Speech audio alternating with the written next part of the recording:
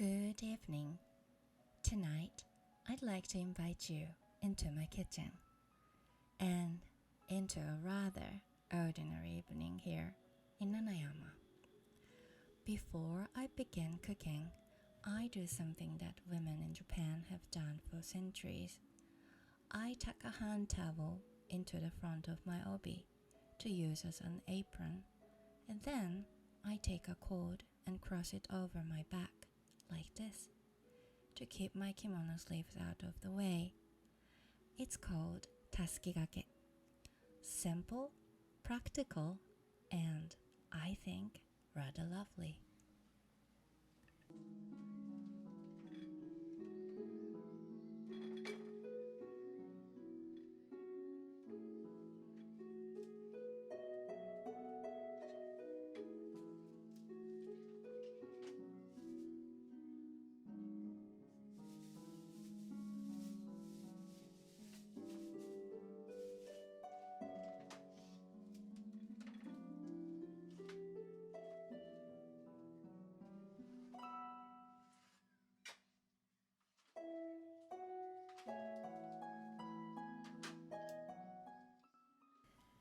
Now, one of my small rituals in this kitchen is milling our own rice. We buy brown rice, genmai, and mill it ourselves at home just before cooking. This little machine is a home rice miller. It removes the outer bran layer and turns the brown rice into white rice, hakomai.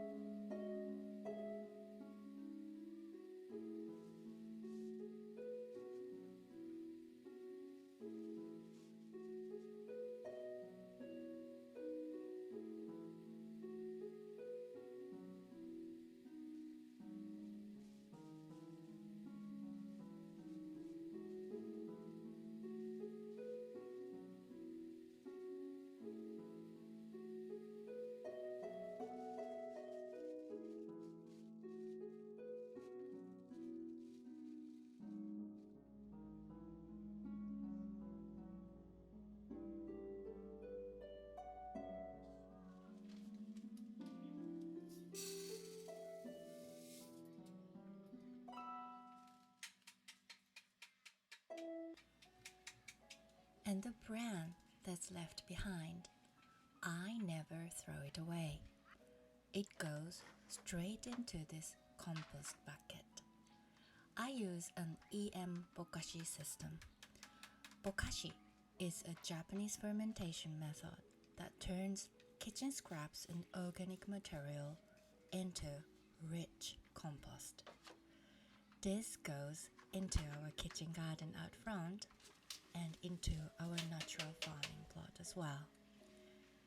Nothing is wasted.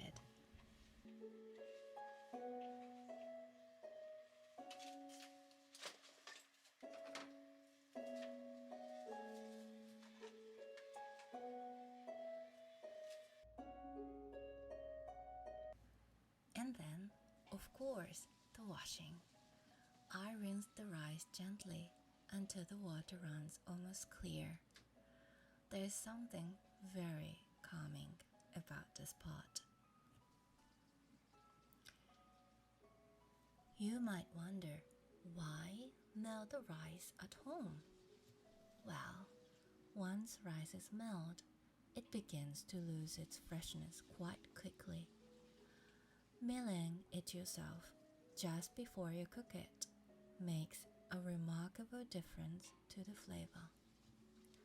It's one of those small things that I really believe in.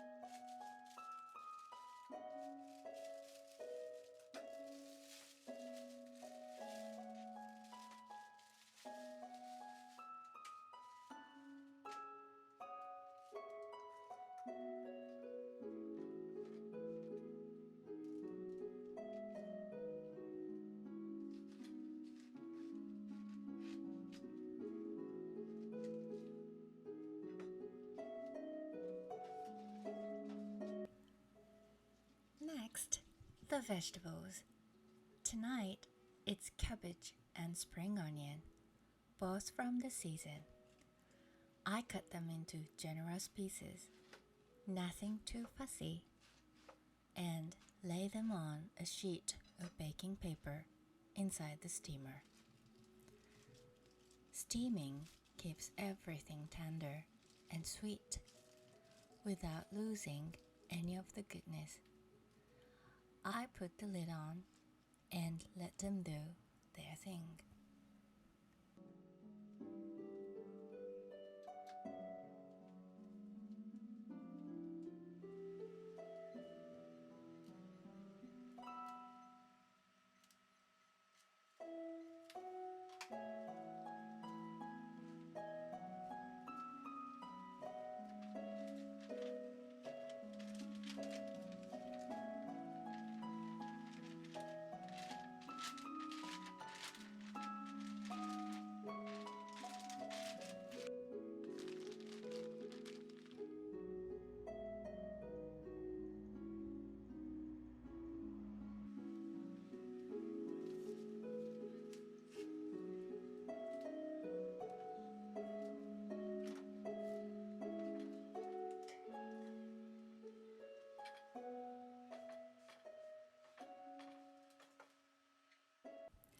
While the vegetables steam, I slip away to have a bath and change out of my kimono. A little pause in the evening.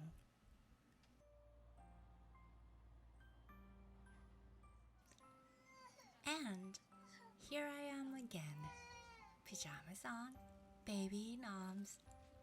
This is usually how the second half of my evening looks. The vegetables are ready, so I took them out of the steamer.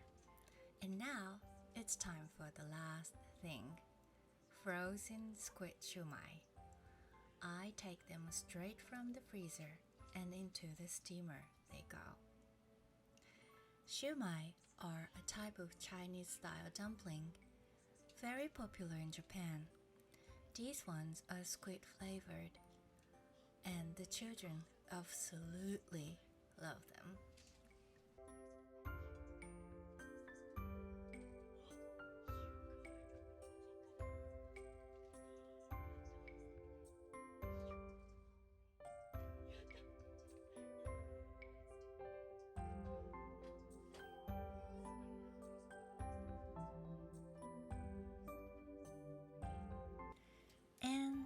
the miso soup.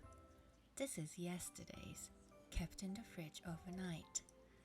In our house, miso soup is often made in a larger batch and enjoyed over 2 days. The flavor actually deepens a little by the second day.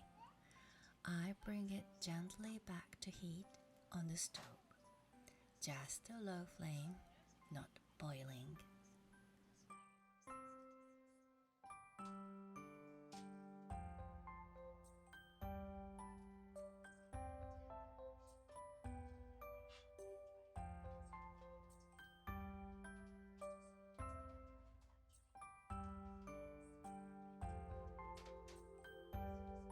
And just like that, dinner is ready.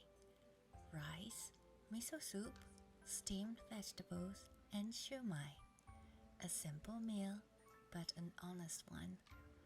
This is what an ordinary evening looks like for us.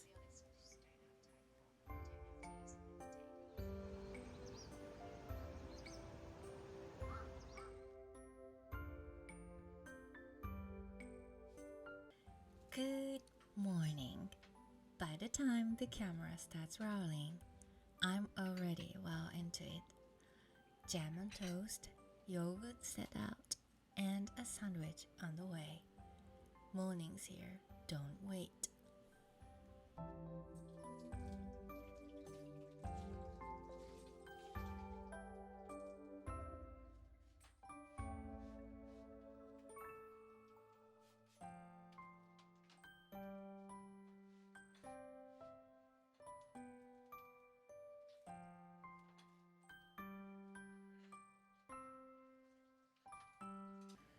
Each of my children has their own preferences, so breakfast, always a little bit of everything. I find it rather lovely, actually, this small act of knowing exactly what each one likes.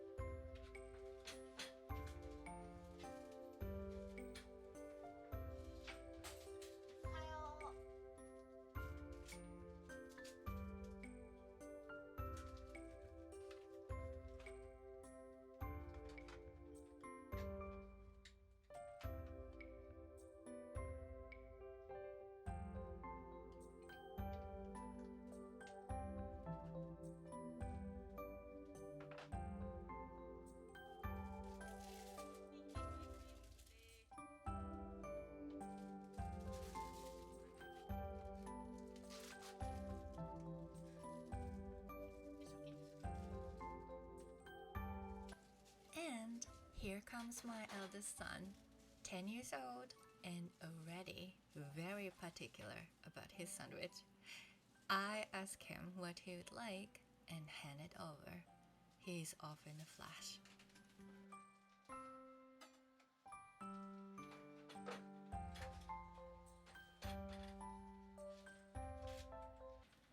Next, the water bottles. I give them a good wash, then fill them straight away with ice and fresh water. This is something I always do just before they head out. Fresh and clean every morning. The water, by the way, is drawn up from our own well. Pure, natural groundwater from beneath this house. Honestly, it's one of the reasons I chose to live here. There's something deeply reassuring about knowing exactly where your water comes from. Just like that, it's time. I pass my eldest son his water bottle and send him on his way. And then my eldest daughter has left without hers. I call out to my eldest son just in time and ask him to bring it to her. He obliges, bless him.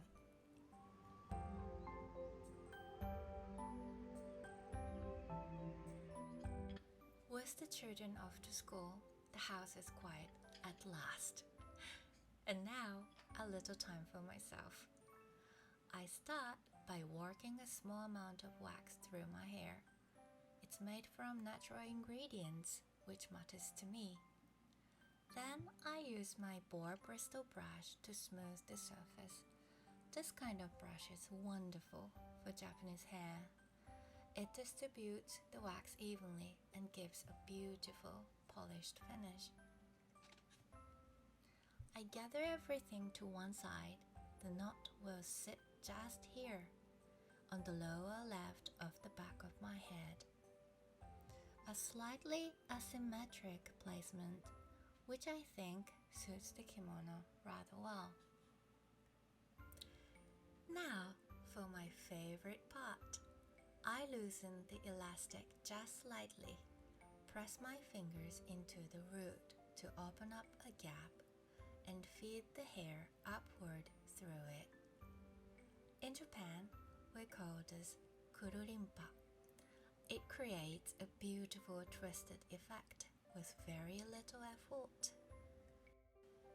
Then I take about a third of the hair that falls through and braid it into a fine plait. This will be used later to finish the style. Just set it aside for now.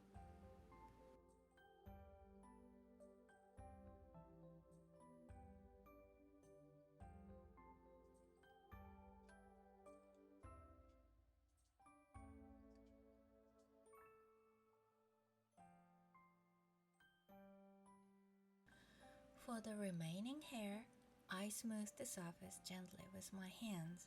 Then I add a double, a traditional Japanese hair tool made from a soft, cotton-like black material. It adds volume and shape from the inside, giving the bun that full, rounded look you see in classical Japanese hairstyles. I wrap the remaining hair loosely around the double, tucking and shaping until it forms a neat bun.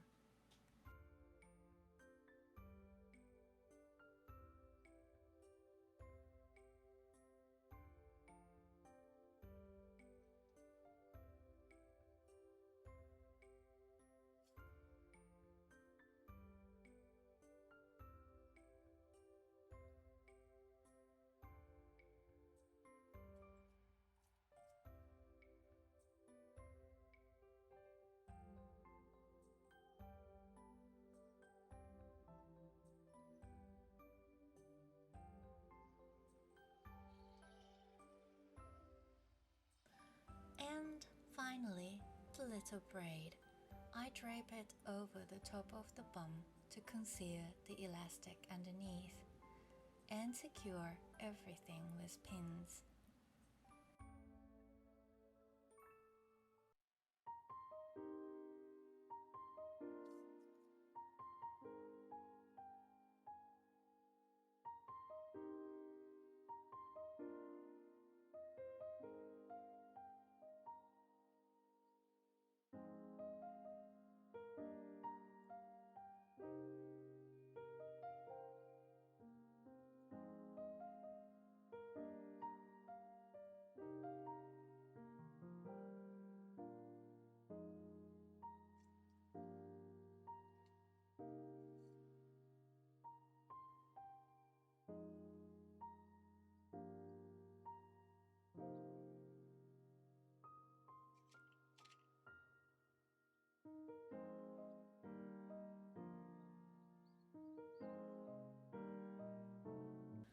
There, a traditional Japanese updo ready for the kimono. It takes a little patience, but I find the process itself rather meditative.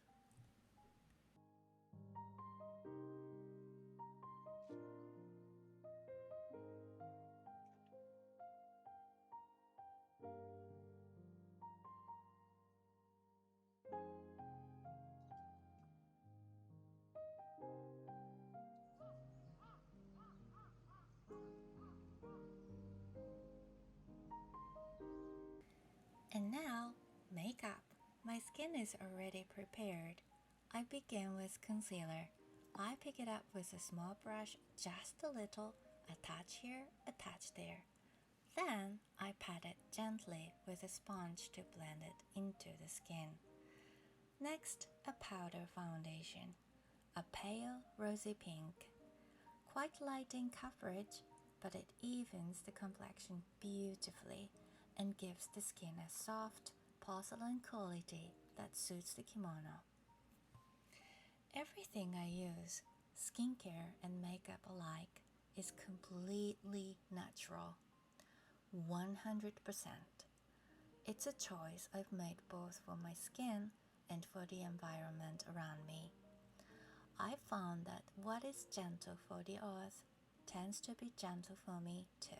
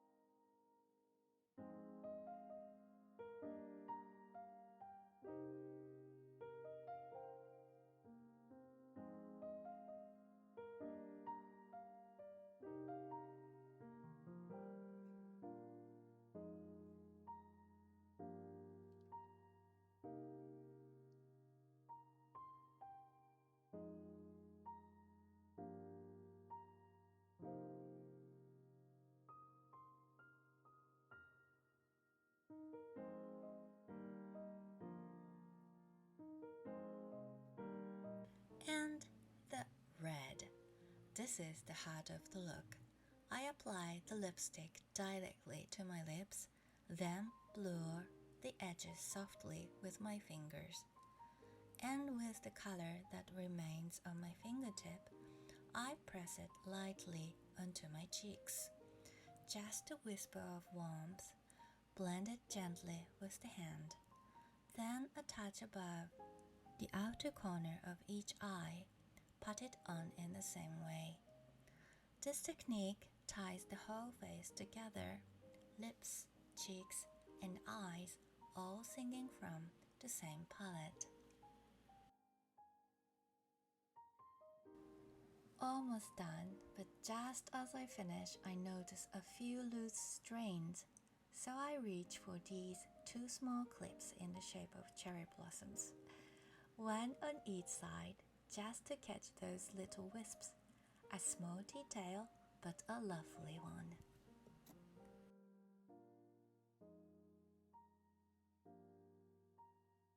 And there we are, a natural Japanese-style makeup look, soft, unhurried, and just a little red. I hope you enjoyed spending this time with me today here in Nanayama.